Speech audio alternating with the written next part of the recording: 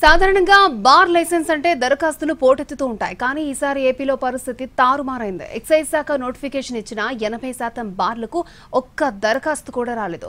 మాకొద్దు బాబోయ్ ఈ బార్లు అని వ్యాపారులు ఎందుకు వెనకడుగు వేస్తున్నారు? బార్ లైసెన్సులకు స్పందన లేకపోవడానికి రీజన్ ఏంటి? ఆంధ్రప్రదేశ్ ప్రభుత్వం కొత్తగా ప్రకటించిన 2025-28 బార్ పాలసీకి స్పందన కరువయ్యింది. 840 బార్ లైసెన్సులు నోటిఫై చేస్తూ ఈ నెల 13న నోటిఫికేషన్ ఇచ్చింది సర్కార్. వీటిలో 84 లైసెన్సులు గీత కులాలకు రిజర్వ్ చేసింది. ఇప్పటి వరకు ఆశించిన స్థాయిలో దరఖాస్తులు రాలేదు. దరఖాస్తులు తక్కువగా రావడంతో ఎక్సైజ్ శాఖను ఆశ్చర్యానికి గురిచేసింది.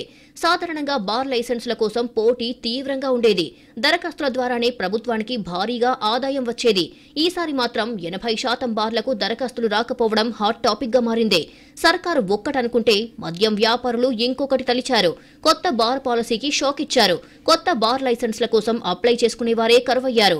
బార్ లైసెన్సులు జారీ చేసేందుకు ఏపీ ఎక్సైజ్ శాఖ నోటిఫికేషన్ జారీ చేసినా మద్యం వ్యాపారులు పట్టించుకోవడం లేదు.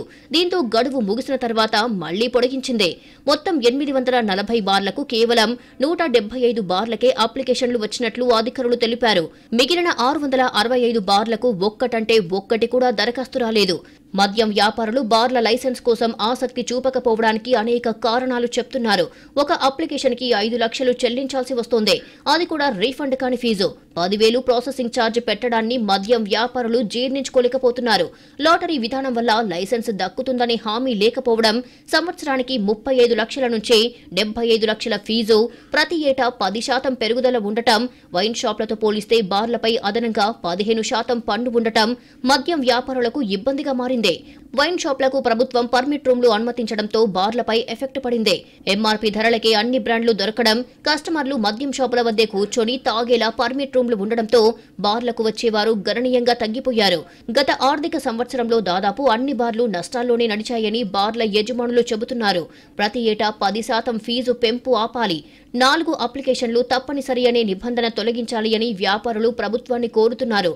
లేకుంటే కొత్త లైసెన్సులకు దరఖాస్తులు రావడం ఇబ్బందికరమేనని బార్ అసోసియేషన్ చెబుతోంది.